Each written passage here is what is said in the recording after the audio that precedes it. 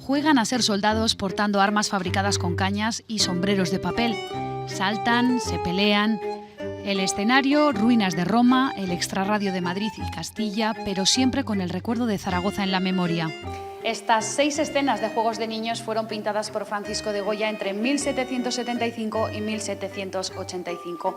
Menores de entre 2 y 13 años que aparecen como aquí jugando a los toros. Situaciones inocentes, aparentemente cotidianas, con las que Goya quería denunciar y visibilizar la falta de preocupación por la educación de los niños sin recursos de la época.